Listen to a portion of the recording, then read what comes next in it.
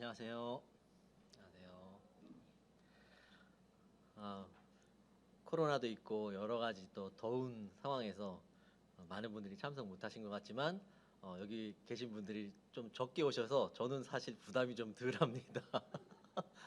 또 많은 분들이 오면 그 마음에 부담이 있는데 그래서 좀 적게 오셨으니까 제가 좀 부담을 좀 적게 가지면서 좀 편하게 말씀을 할 수 있을 것 같습니다.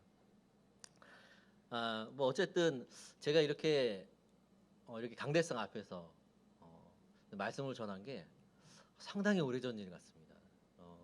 제가 사실은 감리교에서는 다들 잘 모르시겠지만 제가 좀 있으면 얘기를 하겠지만 제가 감리교에서는 전도사였거든요. 그래서 예전에 교회를 섬기고 그럴 때는 말씀 전하는 시간이 있었는데 이제 직장 생활하고 또 이렇게 우리 재인교회 다니니까 그럴 일이 없죠. 근데 오늘 이렇게 또 시간을 주시고 또 적은 분들이 같이 하셨지만 하나님께서 저에게 이런 허락하신 그 뜻이 있다고 생각하고 또 그걸 감사하게 생각하고 또 영광스럽게 이 말씀을 전하는 시간을 갖게 되도록 하겠습니다. 예, 어쨌든 제가 오늘 부담스럽지만 좀 말씀이 좀 빈약하더라도 좀 많이 어, 이해해 주시고 허락해 주셨으면 감사하겠습니다. 예, 저희 먼저 오늘 또 말씀 먼저 한번 보겠습니다. 제가 말씀 읽겠습니다. 예, 다윗이 여호와 앞에서 힘을 다하여 춤을 추는데 그때 다윗이 배 에봇을 입었더라. 다윗과 온 이스라엘 족속이 즐거이 환호하며 나팔을 불고 여호와의 궤를 메어 오니라. 사무엘하 6장 14절로 15절 말씀입니다. 지금 저희가 이제 맞닥뜨린 상황 자체가 상당히 어렵죠.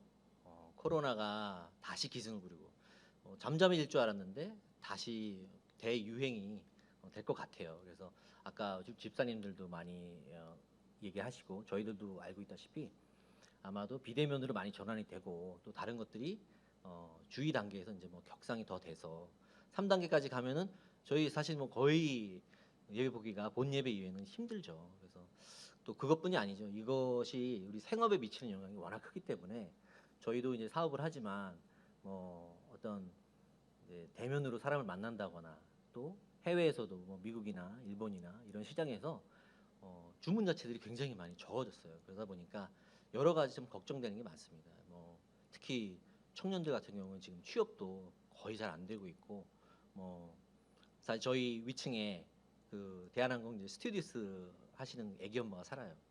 근데 거기서 과장 정도 됩니다. 근데도 지금 벌써 몇 달을 놀았어요. 그래서 뭐 사실 정리고를 막 걱정하는 막 그런 수준이더라고요. 얼마나 지금 이게 힘든지 몰랍니다. 근데 특히나 그 코로나의 시발점이 자꾸 교회라는 게 지목되다 보니까 이게 더 어렵습니다. 우리 같은 경우에는 뭐 토요일 날 예배를 보고 하지만 뭐 사실 지켜보는 눈들이 있을 거라고 생각을 합니다. 그래서 그런 면들은 서로가 많이 조심을 해야 될 것 같은데 그래도 저희 조심을 하면서도 이 마음속에는 항상 이 불안감과 걱정감들이 있는 건 사실이잖아요. 뭐 그게 없을 수는 없으니까 저 같은 경우도 사실 이제 이렇게 말씀 시간이 있음에도 불구하고 오면서는 이거 참 중재해야 되는 거 아닌가. 지금 이 시절이면은 다 빨리 비대면 그냥 저 유튜브 목사님들 거 듣고 뭐 일반 성도들까지 평신도까지 이렇게 말씀을 해야 되나 사실 이런 생각도 많이 하고 왔어요. 그만큼 이제 걱정이 많은 거죠. 불안감도 많고. 그래서 그런 생각들을 저희 마음속에 갖고 있을 때 제가 저도 이제 유튜브 이렇게 보다 보면 그 예전에 좀 유명하신 이제 스님이 한 말씀이 좀 생각이 나더라고요. 뭐 여러분 잘 아실 거예요. 뭐 산은 산이요, 물은 물이요 하신 분. 예. 그분이 뭐 엄청난 분이잖아요. 개인적으로는 그 선승인데 면벽 7년을 두 번을 했다 그러니까 14년 동안 병만 보고서 수행을 한 거예요. 그 인간이 가능한 일입니까? 거의 부처님도 그렇게 못하셨어요. 거의 뭐 시달다도 그 수행한 시간이 불과 뭐 예수님 비슷하게 막 3년 정도밖에 안 됩니다. 그렇게 오래 안 했습니다. 근데 이분 14년 하는 거예요, 혼자서. 어마어마하신 분이죠. 그래서 자기 화두를 깨달은 게 산은 산이고 뭐 물은 물이고 한데 사실 그 말이 뭔지는 잘 모르겠습니다. 근데 이분이 한 얘기 중에 법문 중에 좀 재밌는 얘기가 있어요. 이 사람이 살면서 걱정을 할 거면 딱 두 가지만 해라 이렇게 얘기를 하시더라고요. 근데 그 걱정이 뭐냐 그랬더니 어, 아플지 안 아플지 걱정해라. 근데 안 아프면 그만이고 아프면 이게 죽을 병인지 살 병인지 걱정해라. 그럼 살면 상관없지만 죽을 병이야. 그럼 죽을 병이면 그 불교에도 똑같이 연옥이 있잖아요. 지옥 갈 건지 천당 갈 건지 걱정해라 그래요. 근데 뭐 천당 갈 사람은 뭐 죽어도 상관이 없겠죠. 우리도 뭐 천국 갈 소망을 갖고 사니까. 근데 문제는 이제 지옥 갈 사람이죠. 지옥 갈 사람은 어떻게 해야 됩니까? 하고 스님한테 물으니까 스님이 야 이놈아 지옥 갈 놈이 뭘 걱정을 해 그냥 죽어 그렇게 얘기했답니다. 이만큼 어떤 걱정에 대한 거 우리가 살아가면서 불안감에 대한 거 이런 것들을 이분이 개인적인 뭐 저희 신앙을 하시는 분은 아니지만 깨달은 바가 굉장하다는 거죠. 그걸 쓸데없이 붙잡고 살지 말라라는 뜻 같습니다. 그런 걱정하고 불안한다고 저희가 뭐 해결될 수 있는 게 아니잖아요. 근데 이런 얘기들이 보면은 우리가 과연 살면서 행복은 무엇인가를 생각하는 일 같아요. 그래서 특히나 제가 이제 불교 얘기하려고 온 게 아닙니다 오늘. 근데 그 얘기로 좀 풀다 보니까 그런데 불교에서 제가 이제 공부를 해본 바로는 그래요. 불교는 그들도 추구하는 게 궁극적인 행복입니다. 근데 그 궁극적인 행복은 무엇이냐? 뭐 예를 들면 불교도 왜 윤회도 있고 뭐 그쪽도 뭐 이게 좋은 세상에 가고 극락 세계라는 게 있고 해요. 근데 그러면 행복한 건 무엇이냐? 그리고 현생의 세계에서는 무엇이냐? 이런 걸 봤을 때 그들이 말하는 행복은 무언가에서 뭐 해탈이 되는 거예요. 무언가에서 해탈이 된다는 거는 열반의 경지에 이른다고 하는데 어느 단계에 이르르면 사람이 무엇인가에 이렇게 매이지 않고 산다고 합니다. 그쪽에서 얘기하는 사상으로 보면 그거를 그래서 다시 보면 거꾸로 보면 우리가 왜 불행할까를 봐야 되는 거죠. 우리가 왜 불행합니까? 지금 저도 좀 전에 얘기했지만 무언가를 걱정하고 무언가를 불안해하는데 무언가를 불안해하는 거죠. 우리가 건강하고 또 돈을 벌어야 되고 또 잘 살아야 되고 사실 이런 걸 걱정하는 게 아닌가요? 대부분 다 그것 때문에 걱정을 하잖아요. 근데 그거 걱정할 때 왜 걱정이 나오냐면 그건 불교에서는 그걸 집착이라고 합니다. 집착하기 때문이에요. 집착하면 집착할수록 행복이 안 된다는 거예요. 불행해진다는 거예요. 그래서 이제 그 예전에 부처라는 사람이 원래 이제 인도 말로는 이제 고타마 시달다라고 하는 사람인데 이 사람이 한 2500년경에 인도의 굉장히 큰 왕국의 이 왕자였잖아요. 근데 그 부모가 이 사람한테 어떤 생로병사를 보여주지 않으려고 어려서부터 늙거나 추하거나 배고프거나 안 좋은 것을 보여주지 않았습니다. 아주 그 왕궁 안에서 좋은 것만 보여주고 살고 맛있는 것만 먹이고 이러고 살았어요. 근데 어느 날 시달다가 거리에 나가본 거예요. 우리나라에서도 뭐 아멘 같은 거가 있잖아요. 이 왕들이나 왕자들이 똑같이 그런 걸 했습니다. 갔다가 깜짝 놀란 거예요. 자기는 너무 좋은 것만 보고 살았는데 인간이 늙은 사람을 봤더니 저렇게 추할 수가 있나. 배고파가지고 거리에서 굶어가지고 죽는 사람을 본 거예요. 깜짝 놀란 거예요. 헐벗고 거기서 이제 시달다가 충격에 빠집니다. 그러면서 이제 모든 것을 버리고 이미 결혼도 한 상태였는데 가출을 한 거죠 한마디로. 그쪽에서는 출가로 와가지만 원래 가출입니다. 가출했어요. 가출해가지고 이제 보리수 나무 안에서 여러 고행을 합니다. 그러다가 깨달은 게 이거를 보니까 불행의 원인들이 집착이구나. 그래서 그 불행의 원인을 이 불교가 이렇게 말했어요. 고집멸도다 해가지고 이 부처가 생전에 살아있을 때 한 얘기입니다. 자기가 부처가 된 이후에 고라는 거는 모두 우리 고통의 원인이에요. 고통의 원인은 집착이라고 했잖아요. 그 집착을 고집이라 하고 그것을 깨트리는 게 멸이에요. 그리고 깨트리려면 어떻게 하느냐? 그냥 가만히 있다고 깨트리지 않잖아요. 뭔가를 수행을 해야 돼요. 그래서 그게 도예요. 이 도에 이르는 길을 가려면 그래서 그 도에는 불교에서는 여러 가지 이제 그 방법이 있는데 수행 방법이 굉장히 다양하죠. 약간 뭐 천주교에도 그런 게 있는데 천주교에도 이런 게 있어요. 뭐 렉치오 디비나라 그래가지고 아침마다 일어나서 수행을 하고 명상을 하고 이렇게 구제를 하고 보시를 하고 이런 게 있는데 굉장히 비슷합니다. 그 불교에서 그걸 팔정진이라고 해요. 그러다 보니까 그 과정 속에서 본인이 어떤 수행을 통해 가지고 방법을 통해서 구제도 하고 막 이런 이제 행위들을 합니다. 근데 그걸 잘 보면 어떤 걸 뭔가를 해야지 지금 깨닫잖아요, 인간이. 근데 실제 우리 기독교는 그렇지가 않아요. 그래서 기독교는 종교가 아닙니다. 기독교는 그냥 신앙입니다. 신앙. 많이 아마 아시는 내용이기도 할 텐데 제가 다시 한번 이 얘기를 드리는 이유가 있습니다. 왜 신앙이냐면 신은 이제 하나님이에요. 신. 뭐 그 신이 어떤 신일지도 몰라요. 뭐 이슬람에 가면 이슬람은 알라죠. 알라도 근데 하나님인 건 아시죠? 똑같습니다. 그 하나님을 앙은 바라볼 앙자예요. 그냥 이 기독교는 바라보는 겁니다. 바라보는 신앙이에요.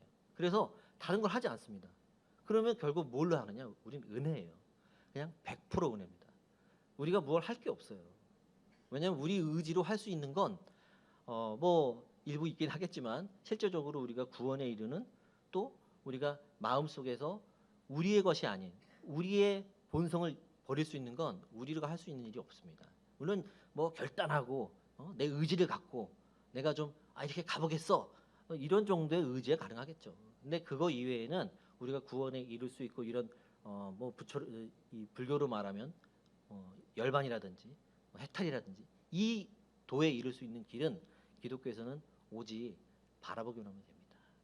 또 보면 불교나 다른 종교에 비해서 굉장히 사실 쉽죠.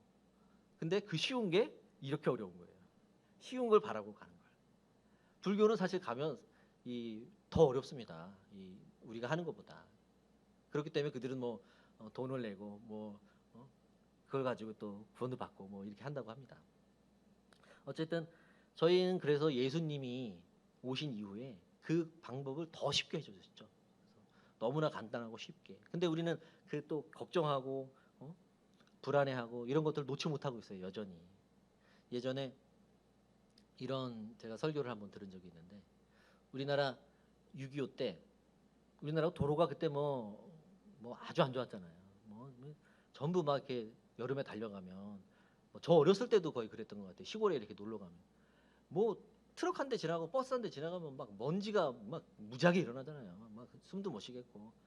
근데 이제 미군들이 우리나라에 왔으니까 미군들이 우리나라에서 뭐 트럭이 막 가는데 미군이 얼마나 자원이 많습니까? 석유가 많이 나고 먼지가 하도 나니까 가기가 힘든 거예요. 그러니까 미군들이 이 휘발유를 이 거리에다 뿌린 거예요. 이 도로에다가 뭐 흙길이잖아요. 그 우리 지금 오프로드라 그러죠. 오프로드 막 휘발유 뿌립니다. 쭉 가다 보니까 어떤 이제 애기 엄마가 애기를 이렇게 이고 그 등에 업고 머리 위에다가 예전에 이렇게 광주리 같은 거 이렇게 뭐 또아리 같은 거 해가지고 이렇게 다녔잖아요. 미군들이 이렇게 가다 보니까 그분이 너무 안 돼 보이는 거예요. 그래서 차에 올라타라고. 차에 올라타서 이제 어디까지 가냐고 해서 데려다 주나 봐요. 데려다 주는데 미군들이 가만히 보니까 너무 이상한 거예요. 이 애기 엄마가 계속 차 안에서도 이 광주를 메고 있는 거예요. 이렇게 머리 위에. 그래서 아니 여보시오, 이 차에 탔으면 내려놓으면 되지. 그거 왜 아직도 들고 있어? 여기 차는 편하게 가라고 있는 건데. 우리 신앙이 이렇다는 거죠. 우리 신앙이 계속 지금 이렇게 가고 있는 거예요. 예수님이 분명히 우리한테 쉬운 길을 주셨어요. 너무나 쉬운 길을. 그런데 우리는 마음속에 계속 우리 짐을 갖고 가요. 우리 걱정을 갖고 가고 우리 불안을 갖고 갑니다. 예수님이 말씀하신 저는 그걸 간단하고 너무 쉽게 예수님이 얘기를 해주셨는데 우리가 좀 보지 못하는 것이 있지 않나 하는 그 구절을 한번 더 제가 읽어보겠습니다. 마태복음 6장에 이런 말씀을 하셨죠. 뭐 많이 아시는 얘기입니다. 공중의 새들을 보라. 그것들이 씨를 뿌리거나 거두거나 곳간에 모아들이지도 않아도 하늘에 계신 너희 아버지께서 먹여주신다. 너희는 새보다 훨씬 귀하지 않느냐. 다른 복음서에는 또 뭐 떨어지지도 않을 것이다 이런 말씀도 써 있고요. 뭐 너희가 누가 걱정을 한들 목숨을 한 시간인들 더 늘릴 수 있겠느냐. 또 오늘의 걱정이 너희 머리카락 하나라도 쉴 수 있게 하겠느냐. 뭐 여러 가지 이런 말씀을 하시면서 예수님 마지막 그런 말씀을 하셨죠. 너희가 먼저 하나님의 나라와 그의 의를 구하라. 그리하면 이 모든 것을 너희에게 더하리라. 하나님 나라와 의를 구하라는 거 이외에는 가르쳐 주신 게 없어요. 근데 우리는 불안과 걱정을 안고 사는 거죠. 뭔가를 집착하고 사는 거죠. 참 그 모습을 볼 때 저도 그렇습니다. 이런 말씀을 알면서도 부끄러운 거죠. 야, 그런데도 계속 걱정하는 거예요. 뭔가를 걱정하고 불안하고 집착하려 하고 무엇을 먹을까, 무엇을 입을까. 집에 있으면 항상 뭐 또 그렇습니다. 저희 아내가 있어서 뭐 제가 다 소상하게 얘기할 수는 없지만 아내가 밥을 안 해줘요. 그래서 뭘 먹어야 되나 내가 뭘 해 먹어야 되지? 오늘은 김치를 뭘 해야 되지? 뭐 이런 걱정을 하고 삽니다.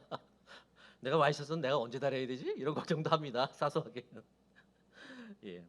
어쨌든 이 말씀을 정말 저희가 마음속에 정말 중요한 건 우리 마음속이죠. 마음속으로 확실하게 믿느냐, 정말 진실로 믿느냐, 이게 우리한테 정말 마음에서 이루어진다면 다른 수고가 이루어질 필요가 없습니다.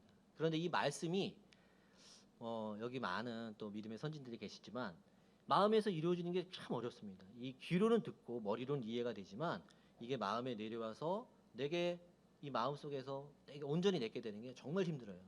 뭐 일례로 들자면 얼마 전이었는데 금요일 이렇게 예배를 보고 들어가는데 그날 이제 전도사님이 온유에 대해서 말씀하셨어요. 용서하고 사랑하고. 야, 근데 그 말씀을 딱 듣고 집에 가는데 일방통행길에서 어떤 사람이 저한테 난 정상으로 가는데 지가 일방으로 오면서 내가 안 비켰다고 나한테 욕을 하는 거예요. 순간에 그냥 확 그냥 와가지고 저걸 뭐 온유고 뭐고 싹 사라집니다. 그런 걸 볼 때 이게 참 마음에서 참 어렵구나. 내가 이런 내 모습도 뒤돌아볼 때 참 어려운 말씀이 아닌데도 불구하고 이걸 마음에서 실현하는 게 너무 어렵구나 이런 걸 느껴집니다. 그래서 또 일면 그래서 이런 면도 있습니다. 제가 불교 얘기를 잠깐 했지만 그들도 팔정도 팔정진을 해요. 그런데 우리가 사실 그런 우리의 노력도 없으면 이게 이루어지기 어렵다는 거예요. 우리 노력은 근데 쉽습니다. 말씀을 읽고 기도하고 듣고 계속하는 거죠. 기도하고. 그러면 분명 성령께서는 저희와 함께 하신다고 가르쳐주고 계세요. 저는 그런 믿음과 신앙을 저희가 같이 다 공유하고 같이 계속 해 나가기를 원합니다.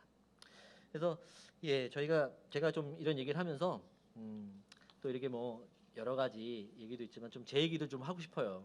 제가 어떤 사람인지 그래서 참 많이 안 계셔서 참 다행입니다. 저런 사람 알면 다 끔찍하기 때문에 뭐 많이 안 계셔서 너무 다행이에요. 사실 저희 집은 어려서는 이 기독교 뭐 이런 거하고는 전혀 상관이 없는 사람이었어요. 저희 집은 저희 아버지가 집에 이제 충청북도 영동인데 거기서 정말 종선이세요. 그래서 저희 어머니는 이제 이북 함경북도 길주에서 일사후퇴 때 이제 내려오셔가지고 양평에 사시다가 이제 만나서 결혼하셨는데 저희 아버지는 또 군인이셨어요. 직업 군인을 하셨기 때문에 상당히 엄하시고 어머니도 이북 분인데 아주 성질이 보통이 아니셨어요. 근데 이제 집에서 1년에 제사 한 6번 합니다. 기제사 있고 차례 있고 그러면은 2달에 한 번씩 오는 거예요, 제사가.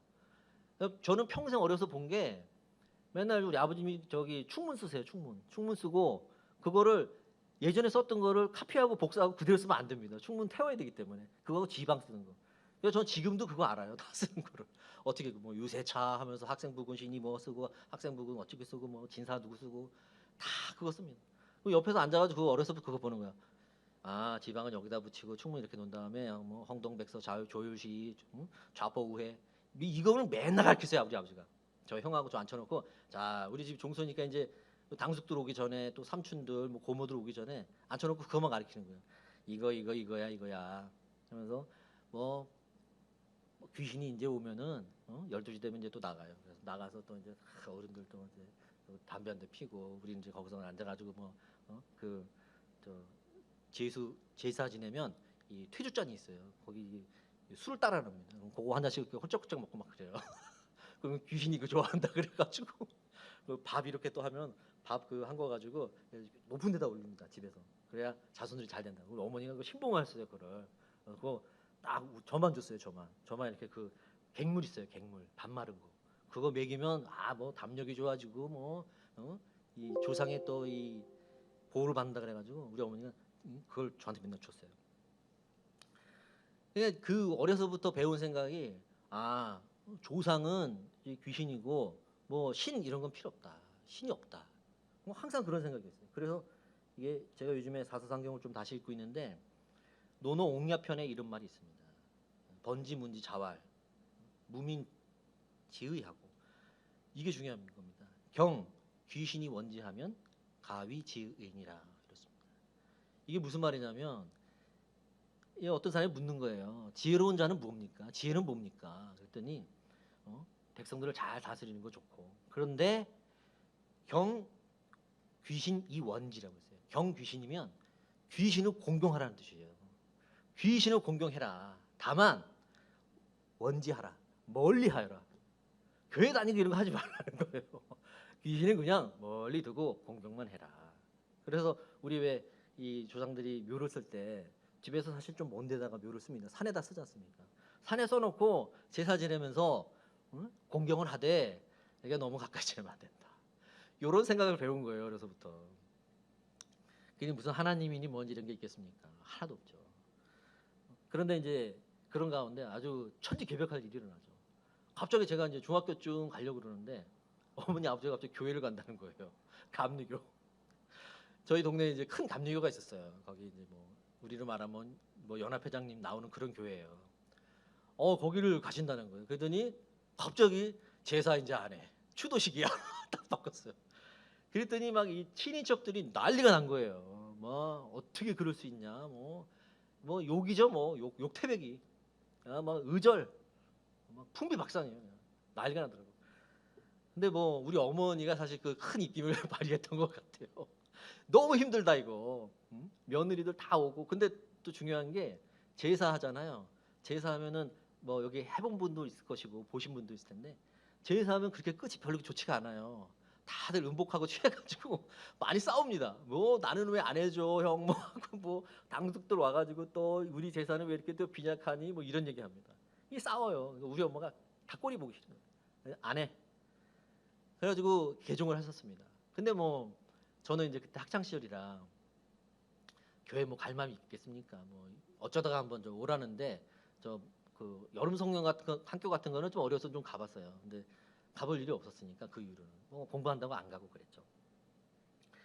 그래 생활을 하다 보니까 뭐 신에 대한 존재 뭐 이런 거는 뭐 별로 생각도 안 했습니다. 그러다 보니까 어려서부터 제 목표는 내가 성공하고 내가 이신양명하는 게 더 중요한 거지. 무슨 뭐 그런 게 뭐 중요하냐 이런 생각을 갖고 살았죠. 그래서 공부를 열심히 했어요. 제가 저 이제 우리 땐 국민학교죠. 국민학교 때 뭐 전 그 운동선수였거든요. 운동만 했어요. 그래서 뭐 곱하기 나누기 이런 거 할지도 몰랐습니다. 근데 딱 이제 중학교를 가니까 우리 아버지가 야 이제는 공부를 해야 된다. 우리 아버지 그 이신양명에 대한 생각이 너무나 강하신 분이라 무조건 막 뭐 법대 가야 되고 판검사해야 되고 뭐 교수해야 되고 이런 분이세요. 그게 아니면 뭐 군인으로 성공하든가. 야, 공부를 하려 했더니 공부를 하나도 모르겠는 거예요. 뭐 중학교 가서 첫 시험 봤는데 저희 때 반에 한 72명 있었는데 제가 한 70등 했을 겁니다. 근데 뒤에는 저기요 축구부 유도부. 그뭐 그냥 그 운동 선수예요 그냥. 뭐 너무 모르니까 우리 형이 그러더라고요. 어느 날 이제 1학년 때 중학교 1학년 때 예전에 뭐 다들 아시겠지만 저 78년도 막 79년도 이런데 저도 어렸을 때 가보면 종로통이나 뭐 청계천통에 가면 위에 지게꾼들이 있잖아요. 뭐 이렇게 뭐 거기 그 모포 같은 거 싣고 날라주고 이런 분들 많았다고요. 지금이야 뭐 오토바이 하고 택배 생기니까 그 사람들이 대체가 된 것뿐이지 사실 그대로 존재하잖아요. 그러니 너는 막 그렇게 살다가는 우리 형 저보다 6살이 위신데 너는 그렇게 살다가는 저 지게꾼 된다. 너 그렇게 살고 싶냐? 근데 저는 그 말이 충격적인 게 아니라 내가 모른다는 거에 대해서 너무나 자존심이 상한 거예요. 이거는 내가 어떻게 이룰 수가 있나. 그래, 운동 안 할 거면 공부 한번 해보자. 그래서 형이 방법을 가르친 대로 진짜 한 1년 동안을 하루에 잠을 한 4시간, 5시간밖에 안 잤을 거예요. 1년 내내 그렇게 공부를 했더니 막 이가 흔들리더라고요. 어린 나이인데도. 그랬더니 한 2학년 되니까 시험 봤더니 1등을 한 거예요. 야, 그때 선생님이 부르더라고요. 너 뒤에 애들 팼냐? 그러더라고요. 그래서 공부 잘하는 애들 팼냐? 그래서 아니는데요. 그때 한 번 더 지켜보겠대요. 지켜보시라고. 난 이제 많이 아니까. 그래서 공부를 했더니 또 1등, 1등 계속 하는 거죠. 야, 그때부터 이거를 놓치고 싶지가 않은 거예요. 더 높이 올라가고 싶은 거예요. 야, 이제 전교 10등이면 이제 전교 5등 가고 싶고 5등을 했더니 전교 1등이 하고 싶은 거예요. 잠을 안 자게 됩니다. 무조건 이걸 하고 싶어가지고. 공부가 재미도 없어요. 재미가 아니에요. 이젠 나이가 하나의 어떤 인생 과업, 목표가 되는 거예요. 막 독하게 공부했죠. 그러다가 그 뭐 고등학교 생활도 진짜 뭐 4시간, 5시간 이렇게 공부하다가 제가 이제 학교를 갔죠. 근데 제가 가고 싶은 학교를 못 갔어요. 너무 실망이 되더라고요. 뭐 4년 뭐 저기 군대 가기 전까지 이제 뭐 이게 술도 많이 먹고 막 그랬습니다. 뭐 그러다가 뭐 가끔 저 안식교 교회에 나가가지고 지금의 아내를 만나기도 했지만 그때 그러다 보니까 이제 졸업 때가 돼가지고 이제 졸업하면서는 그런 거예요. 이제 내가 사회에 나가면 내가 가고 싶은 대학이 서울대였었는데 서울대 못 갔으니까 내가 쟤네들을 한번 이겨본다. 쟤네들이 나 따라오지 못하게 한다 하는 마음을 갖고 이제 삼성이라는 회사를 갔어요. 근데 삼성에서 보니까 그렇게 이기려면 내가 어딜 가야 될까? 여기 보니까 삼성은 비서실이 최고라 그러더라고요. 야, 그럼 내가 비서실 한번 가봐야겠다. 근데 그 내가 가고 싶다고 가는 데가 아니에요. 1년에 그때 신입 직원을 한 4천 명, 5천 명 뽑으면 5명 내지 3명밖에 거기 못 갑니다. 이 비서실이라는 곳은 삼성에서는 그 띵크탱크예요. 그래서 거기를 거치는 사람만이 사장이 될 수 있어요. 그렇지 않은 사람은 거의 불가능합니다. 지금 여러분들도 이제 아시는 분들이 있을 거예요. 뭐 예전에 정통부 장관 했던 뭐 진대재라든지 또 제주도 도지사 했던 현명관 씨라든지 또 뭐 이학수 회장, 뭐 이수빈 회장 이런 유명한 사람들이 있는데 그 사람들이 다 전원 다 이 비서실 출신입니다. 그러니까 비서실에 가는 건 어마어마한 프라이드예요. 내 같은 동기들하고 달라요. 이렇게 삼성전자에 입사하는 게 아니라 나는 그룹에 들어가는 거예요, 그냥. 이 마음이 얼마나 높겠습니까, 거기 간 사람들이. 그런데 제가 거기 갔어요. 연수원에서 죽어라 정말 성적을 내고 그다음에 거기서 이제 어떤 진짜 실제로 관상쟁이가 있습니다. 아주 점잖으신 분이에요. 여기 뭐 도인 같은 분 아니에요. 아주 그런 분이 이렇게 그 임직원들하고 해서 봐요. 그래서 몇 배수를 뽑았다가 3개월 트레이닝을 시킵니다. 그랬다가 거기 살아남는 사람만 가는 거예요. 근데 제가 갔을 때 저희 동기들하고 5명이 갔어요. 근데 삼성 비서실이 몇 명이 있는 게 아니에요. 거의 1,000명이 넘어갑니다. 그래서 이 경제기획부, 그다음에 감사부, 또 뭐 해외 대응부, 그다음에 또 법무팀, 한참 법무팀 많이 대응하는 거 아시죠? 그런 법무팀들 또 수행팀들, 의전팀들 상당히 많이 관리하는 인력들이 많아요. 그러다 보니까 거길 딱 갔는데 너무 좋은 거예요. 우리 아버님이 진짜 친구들 불러가지고 막 잔치를 하셨어요. 이제 삼성 이제 사장 될 거라고. 너무 좋더라고요, 저도. 그래서 그때 이제 우리 아내 이제 만났던 거 다 잊어버리고 인기 많으니까 손도 불어 다니고 막 그랬습니다. 다 말하면 안 되는데. 예, 그래서 너무 막 좋다 보니까 그런 생활을 하다가 야, 이 일을 하니까 그런 거예요. 이제 내가 이제 가고 싶은데 회사에서 이 MBA 대학원도 보내주고 미국도 보내주고 그랬어요. 인재 양성을 하는 거죠. 너무 좋더라고요. 그리고 막 더 집착을 하게 돼요. 저 거의 토요일 일요일 쉰 적이 없습니다. 막 집착하고 정말 성공하고 싶고 그게 최고라고 생각했으니까 가치가. 그런 이제 시간들이 흘러가고 여러 가지 제가 이제 하고 싶은 것들을 많이 하게 될 줄 알았는데 사실 그렇지 않더라고요. 제가 해보니까. 근데 거기서 본 더 재밌는 거는 저는 이제 삼성 그 회장의 가족들과 회장을 가까이서 보잖아요. 어떤 그 TV에 나오는 무슨 이상한 그 대통령 후보 맨날 나오는 사람 있잖아요. 그 사기꾼 같은 사람. 그 사람 자기가 무슨 비서실 출신이라는데 그런 사람이 있지도 않고 그런 방식으로 회장하고 접촉도 안 합니다. 그런 말도 안 되는 사람입니다. 실제로 이 삼성 비서실 출신은 이 사회에서 만나기도 어렵습니다. 몇 명 되지도 않아서. 근데 어쨌든 그분들을 열심히 옆에서 보니까 너무 좋은 거예요. 나도 저렇게 이제 가야지. 저렇게 옆에서 권력을 향유해야지 했는데 그분들 실제 삶을 보면요. 그렇게 행복하지 않습니다. 이건희 회장, 정주영 씨도 있지만 이건희 회장 같은 경우 보세요. 개인이 그 사람이 돈이 수백조가 있어도 그 사람이 평생 죽을 때까지 100억을 자기가 쓰지 못할걸요. 그 사람 지갑에 10,000원짜리 한 장 들어있지 않습니다. 그 자녀들도. 왜냐하면 돈에 대한 개념이 없어요. 이 돈을 이렇게 얼마나 써야 된다는 이런 관념이 없어요. 돈을 갖고 다니질 않아요. 그냥 의사결정만 할 뿐이지 자기가 앞에 돈이 있어서 내가 자기 아내와 이렇게 아이들과 어디 레스토랑을 간다든지 장을 보러 간다든지 마트를 간다든지 이런 게 없습니다. 그냥 자기들의 주어진 삶을 살 뿐이에요. 그러니까 이 사람들이 행복할까? 돈이 많으면 행복할까? 그렇죠.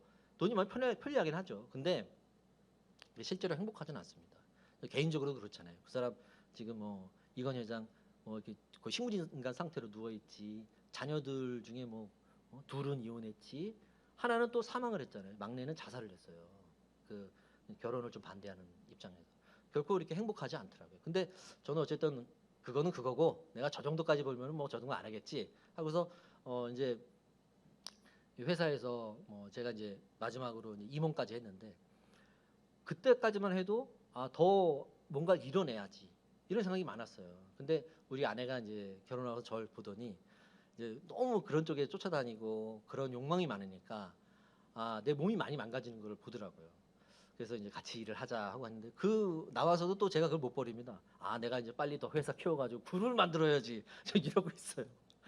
이게 떠나질 않는 거예요, 마음속에. 이렇게 너무나 집착된 삶을 많이 살고 있죠. 이런 걱정, 막 불안, 이런 집착감이 상당히 제 오랜 세월을 지배했던 것 같아요. 그래서 그런지 마음속에 제가 좀 종교심이 있었는지, 뭐 물론 고등학교, 대학교를 다 미션 스쿨을 다니긴 했습니다. 근데 30대 후반 정도 되니까 뭔가 미래를 준비해야 되지 않을까? 이런 생각이 들더라고요. 그래서 내 세컨 캐리어, 인생 이모작은 뭘 해야 될까? 근데 보니까 목사가 너무 멋있는 것 같아요. 야, 저렇게 우리 그 감독 회장님이 다니던 교회처럼 그 왜 김국도 김홍도 형제가 하듯이 막 금랑교회, 막 임마누엘 교회처럼, 야, 저렇게 큰 교회, 뭐 조용기처럼, 저 순복음 교회, 또 사랑의 교회, 지금 오정영 목사가 하는, 야, 저렇게 하면은 깨끗한 직업과 사람들이 군림하면서 많은 걸 할 수 있겠지 해가지고 제가 30대 후반에 그 직장을 다니면서 신학대학원을 들어갑니다. 감신대학원을 들어갔어요.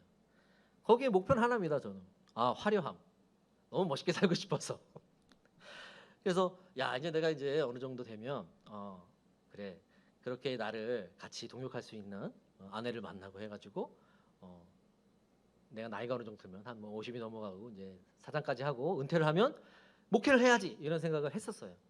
근데 뭐 가서 이제 여러 가지 뭐 배우기는 했지만 뭐 별거 없더라고요, 사실. 지금은 뭐 그런 생각 이런 생각 좀 안 하고는 있는데, 어쨌든 그런 제 불안감과 뭐 집착감들이 상당히 그런 내 인생에서도 많이 좌우했던 것 같습니다. 그래서 제가 그런 모습을 볼 때 하나님, 이거는 이제 신학대원에서 그 이후에 제가 이제 뜨거운 시절에, 저도 이제 많이 뜨거웠죠. 뜨거운 시절 때 하나님이 과연 나에게 원하는 건 무엇일까? 하나님이 나에게 어떤 걸 원하실까? 근데 이 성경을 읽다가 저희 그 불뱀의 얘기를 아시죠? 이스라엘 백성들이 이제 광야에 와가지고 나와가지고 막 불평을 하니까 갑자기 그냥 불뱀 내려져가지고 다 물려 죽게 하니까 하나님이 또 살 방법 주시잖아요. 노뱀 만들어가지고 걸어 놓아라 장대에. 그러면 바라보면 살지라. 너무나 쉽게 그 방법을 주시잖아요. 노뱀 만들어서 바라보면 살지라. 이게 바로 신앙입니다. 그런데 그런 마음들을 제가 계속 보면서도 저는 그게 안 되는 거예요. 그래서 오늘 그 앞서 읽은 저희 이 다윗의 얘기를 보면, 다윗이 이게 이 법궤를 가지고 올 때 다윗이 너무 기뻐가지고 진짜 이렇게 막 속옷이 보일 정도로 막 춤을 추잖아요. 그런데 이게 하나님이 기뻐하는 일이라는 거죠. 실제적으로 다윗을 보면 다윗이 좋은 사람일까요? 다윗이 인간적으로 성공한 사람일까요? 아닙니다. 다윗은 철저하게 실패한 사람입니다. 그리고 다윗은 나쁜 놈이에요. 아시잖아요.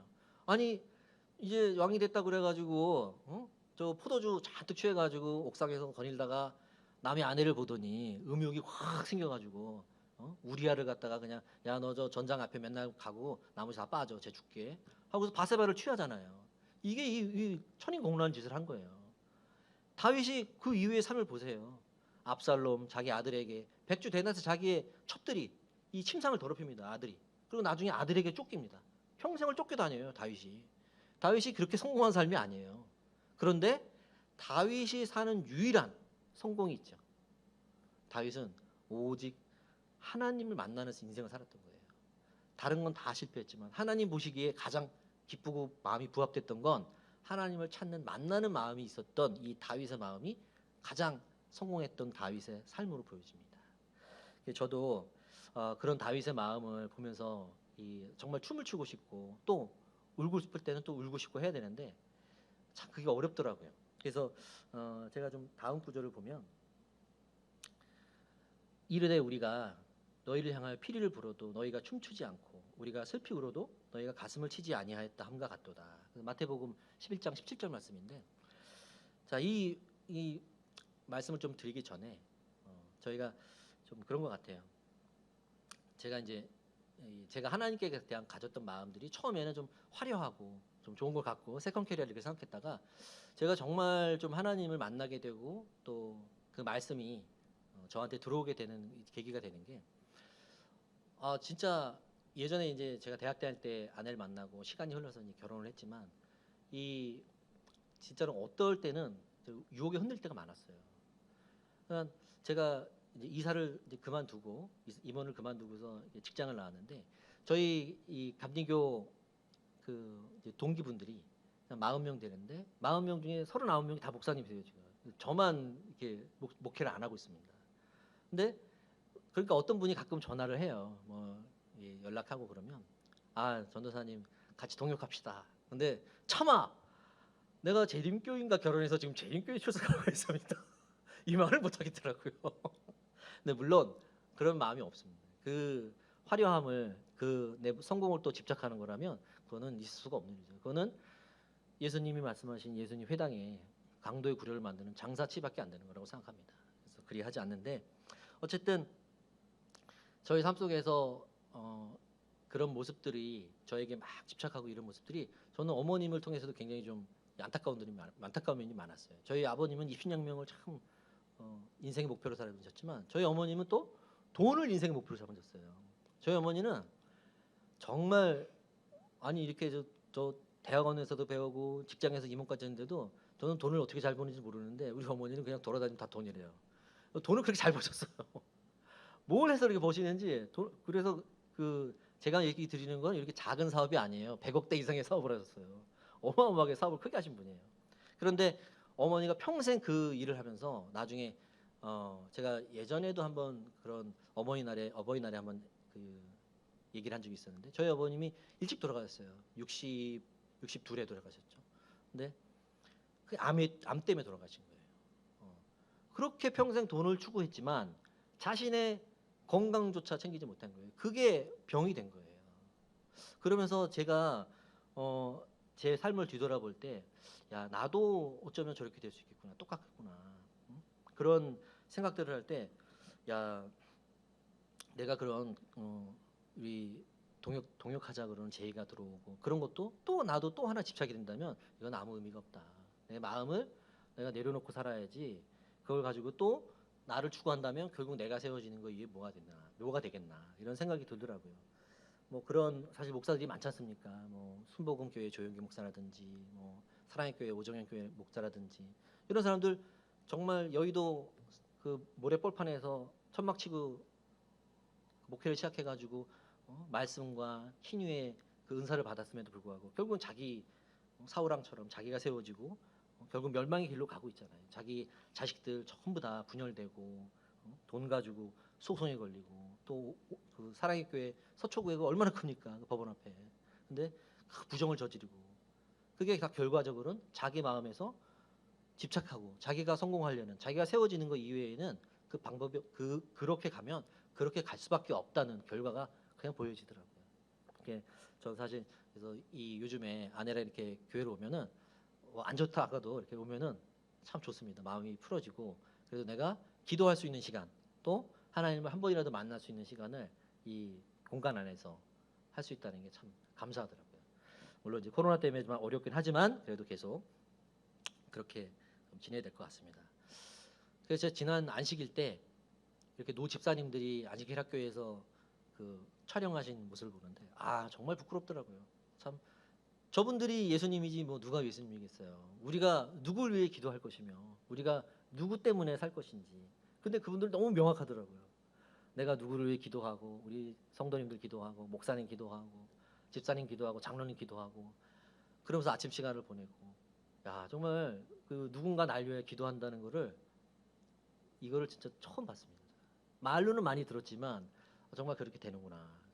누군가 날 위해 기도한다는 우리 복음성가도 있는데 그것처럼 우리를 기도해 주시는 분이 계시구나. 이걸 봤을 때 내가 가지고 있던 어떤 지식의 세계, 내가 가지고 있는 성공의 세계 이게 뭔 상관이 있겠는가. 이건 정말 바울이 말했듯이 초등적인 학문이구나. 이 바울이 얼마나 이 유대교 율법적인 지식이 높았던 사람입니까? 근데 예수님 만나고 나서 이거는 초등학문이다. 버려버리잖아요. 그와 같은 그 마음이 참 저도 들더라고요. 그래서 참 그래요. 이 안식교 우리 재림교회 다니면서 여러 모습들을 보는데 그런 모습도 있고 또 어떤 분들은 또 그래요. 또 뭐 먹는 거 조심해야 되고 뭐 예전에 이제 그런 얘기 많이 하더라고요. 근데 예수님이 분명히 말씀하시지 않았습니까? 뭐 그걸 뭐 하지 말라는 얘기 아닙니다. 너 입으로 들어가서 뒤로 나오는 것이 더러운 거 아니다. 너의 마음 속에서 나오는 것이 더러운 거고 추한 거지. 우리 속에서 나오는 게 전부 다 추하고 음탕하고 미움이 가득하고 시기가 가득하고 이런 게 많이 나지 않습니까? 이렇게 보면 저도 많이 반성을 하게 되는 게 교회 오면은 즐거운 얼굴들이어야 되는데 보면 교회 오실 때 이렇게 즐거운 얼굴 가지고 오신 분들 그렇게 많지 않아요. 그리스도의 향기라는 게 분명히 우리가 나야 되는데 어떤 분 보면 막 찌푸리고 있고 교회에서 말이야 막 따지고 말이야 그럴 필요가 뭐가 있을까요? 저도 안 되는 거지만 저희 다 같이 그런 그리스도의 향기가 나는 좀 그런 삶으로 가길 원합니다. 그래서 지금 읽은 말씀이 그렇지 않습니까? 우리 마음이 냉랭한 거예요. 이게 냉랭해진 신앙인 겁니다. 하나님이 기뻐하면 기뻐서 춤춰야 하고 하나님이 슬프면 슬퍼서 울어야 하는데 저희가 지금 그러지 않아요. 저희 그냥 우리의 모양대로 그냥 간단 말이죠. 예수님의 품성이 예수님이 저희 품성 밖에 우리 마음 밖에 문 밖에 서 계신 거예요. 그래서 제가 그 주예수 대문 밖에 서 계신 이 찬미도 참 좋아합니다. 항상 내 모습을 비춰볼 수 있어서 그래서 저희 모두 다 좀 그렇게 하나님께 마음을 부합하는 다윗과 같은 그런 신앙을 하기를 참 원합니다. 예, 그래서 저희가 이제 제가 좀 말씀을 많이 한 것 같은데요. 좀 정리하는 말씀으로 말씀 한 구절 더 읽겠습니다. 주의 성령이 내게 임하셨으니 이는 가난한 자에게 복음을 전하게 하시려고 내게 기름을 부으시고 나를 보내사 포로된 자에게 자유를 눈먼 자에게 다시 보게 함을 전파하여 눌린 자를 자유롭게 하고 주의 은혜의 해를 전파하게 하려 하심이라 하였더라. 누가복음 4장 18절로 19절 말씀입니다. 예, 제가 뭐 말을 좀 두서없이 하는 것 같지만 좀 찰떡같이 잘 알아듣실 거라고 생각하고 믿으면서 지금 말씀하고 있습니다. 예, 여러분들께서도 이제 이런 말씀이나 설교를 들으면 또 특히나 말씀을 보면 예수님 말씀과 가르치면은 능력과 힘이 있다 이런 말씀들이 복음서 당시의 사람들도 그렇게 얘기를 합니다. 저 가르치는 이가 누구냐? 근데 가르치는 말씀에 능력과 힘이 있다 이런 얘기들이 참 종종 나옵니다. 근데 뭐 저희도 그거를 확인할 수 있죠. 예를 들면 제가 간단하게 좀 읽으면 제가 요 정도까지 말씀 좀 해도 되겠죠? 좀 조금 오셨지만 많이 들으라는 생각으로 네, 그런 의미에서 좀 더 말씀드리겠습니다. 누가복음 10장 30절에 보면 이런 말씀이 있죠. 우리가 흔히 선한 사마리아인의 비유라고 하는데 실제로는 강도 맞은 자의 비유예요. 그 말씀을 제가 읽겠습니다. 예수께서 대답하여 이르시되 어떤 사람이 예루살렘에서 여리고로 내려가다가 강도를 만나 강도들이 그 옷을 벗기고 때려 거의 죽은 것을 버리고 갔더라. 그 이후에 여러분 누가 오시는지 알죠? 첫 번째 율법사가 지나갑니다. 두 번째 레위인이 지나갑니다. 그리고 세 번째 사마리아인이 지나갑니다. 근데 실제적으로 이제 좀 이 연구를 통해서 보면 공부를 하면 당시 예수님 시대에 이 사마리아인, 율법사, 레위인들을 예수님은 굉장히 성경을 많이 아시는 분이에요. 그러니까 이때 성경은 구약을 말하는 거겠죠. 구약에 굉장히 정통하신 분입니다. 그래서 직업이 사실 단순 목사라고만 보기에는 어렵습니다. 목수라고만 보기에는 어렵습니다. 왜냐하면 그 목수라는 히브리어에는 가르친다는 의미가 있어요. 그래서 실제로 이 성경을 가르치시는 분일 수도 있습니다. 물론 아직 확실한 설은 아니지만 뭐 그런 히브리의 말의 그 뜻이 있기 때문에 그래서 성경에 굉장히 정통하신 분이 아닌가. 왜냐하면 율법사들 경우에 그때 당시에는 전부 다 바리새인 내지는 사두개인입니다. 사두개인하고 바리새인 누구냐면은 제사장들이에요. 율법하는 사람들이고 얼마나 정통한 사람들이겠어요. 그리고 레위인은 당연히 제사장 지파가 나오는 그 그룹이고 그다음에 사마리아인이에요. 사마리아인까지 다 설명하기 어렵지만 사마리아인은 모세가 가나안으로 들어왔을 때 하나님이 명령하셨죠. 그 지역에 있는 사람과 혼인하지 말라. 근데 일부 족속이 혼인해요. 그 족속하고. 그래서 나온 사람들이 반유대인이 사마리아인이에요. 그러니까 유대인 중에서 진짜 유대인들은 예루살렘을 중심으로 모여 살았고 저 갈릴리나 사마리아 뭐 이런 데는요. 이 유대인들이 그렇게 많지 않았습니다. 실제로. 그래서 예수님이 갈릴리에서 왔을 때 그랬잖아요. 갈릴리에서 무슨 선한 것이 나올고 사람들이 그러잖아요. 유대인들이 그런 거예요. 너무나 배척했던 줄. 불가촉이에요. 불가촉. 접촉할 수가 없습니다. 이 사람들하고. 그런데 지금 여기를 보면 율법사가 지나가요. 유대인이죠. 율법사는. 레위인 100% 유대인이죠. 지나갑니다. 그런데 사마리아인이 와서 그 강도 맞은 자를 구합니다. 그 강도 맞은 자가 유대인인지 누군지는 잘 모르겠어요. 나와 있지 않으니까. 그런데 강도 맞은 자를 구합니다. 근데 당시를 생각해 보세요. 당시 이 도로라는 게 그렇게 막 치안이 잘 돼 있지 않아요. 뭐 들짐승도 나오고 강도는 뭐 이루 말할 것도 없습니다. 그 당시 예수님 시기에 엄청나게 혼란한 시기예요. 이 계속된 식민 지배로 인해 가지고 이 질서도 무너지고 뭐 치안도 잘 안 되고 그럽니다. 근데 강도 맞아서 거의 죽게 됐다 그랬잖아요. 죽게 될 정도로 사람이 맞으면 어느 정도 맞을 거라고 생각하십니까? 이 뉴스에서 보듯이 조포 몇 명에서 한 사람 거의 그냥 죽을 때까지 때리는 거예요. 그 사람 거의 반 죽는 겁니다, 진짜로. 그냥 피나고 이게 아니에요. 그런데 율법사 유대인들이죠. 레위인 유대인들이죠. 유대인들은 죽은 사람 만질 수 없습니다. 회칠한 곳에 만질 수도 없어요. 거기 있으면 부정한 사람들이에요. 그 사람이 누구 만지면 그 사람도 부정해져요. 그래서 만지지 않는 겁니다, 이 사람들. 절대 만지지 않습니다. 죽어가는 사람은. 예수님이 거기서 얘기하는 거예요. 안식일에 대해서 얘기하지 않습니까? 안식일이 사람을 위해 있느냐, 누구를 위해 있느냐. 지금 사람이 죽어가는데 너희의 그 율법이 무슨 상관이 있느냐. 그래서 선한 사마리아인으로 하는 겁니다. 이 사마리아인은 선한 사람인지 아닌지는 몰라요. 그건 여기서 붙여놓은 이름이에요. 사마리아인이라고 그랬습니다, 그냥. 근데 우리가 흔히 여기 부제목에 이렇게 달려있는 거죠. 그 사람이 그랬어요. 내가 죽게 생겼으니까. 이 사람은 자기가 부정하든 안 하든 가서 구합니다. 그리고 나중에 보면 자기의 부비를 내서 그 사람이 다 치료할 때까지 돈을 내고 가요. 그냥 끝난 게 아니에요, 치료로. 근데 이걸 잘 보시면 우리의 모습이 어디냐면 우리의 모습이 율법사 바리새인이지만 율법사 레위인이지만 또 하나가 있습니다. 우리가 강도 맞은 자인 거예요. 우리는 누구의 구원이 없으면 안 돼요. 그 사마리아인이 바로 예수님이에요. 이게 예수님을 뭐 거룩하고 거창하게만 보시면은 안 된다고 저는 생각을 합니다. 우리 현실에 있어야 되거든요. 우리 현실에 있지 않은 예수님이 무슨 소용이 있겠어요. 우리 현실에서 예를 들면 이런 거죠. 말씀을 참 전파하고 이런 분들 오면 그래요. 배고픈 사람한테 저도 이제 봉사 나가면 지하철역 이런 데 가요. 예수 믿고 구원 받으세요. 이 사람 지금 배고파서 누워 있는데 쓰러지려고 그러는데 밥을 줘야죠. 추워 죽겠는데 길거리 지나가는 노숙자한테 말씀 믿고 구원 받으세요. 이 사람 지금 추워서 죽을 지경이면 자기 외투를 벗어줘야죠. 예수님 그렇게 말씀하시고 가르쳤어요. 그대로 행할 것을 우리에게 명하십니다. 우리는 너무나 근데 내 마음이 냉랭하니까 계속 말씀, 그다음에 내가 말하는 이 성경의 지식적인 세계, 이게 뭐가 중요합니까? 저는 그래서 이 교회 안에서도 뭐 목사니, 장로니, 집사니, 이게 무슨 계급입니까? 이거 계급 아닙니다. 이런 생각은 애저녁에 이거 내려놓으셔야 돼요. 우리는 그게 아닙니다. 예수님이 가르쳐 주신 그대로 하나님이 기뻐하시는 마음, 하나님이 예수님이 기뻐하는 마음이 뭐겠습니까? 우리에게 하나님 주신 그런 따뜻한, 우리에게 집착을 하려거든 우리에게 집착하는 거죠.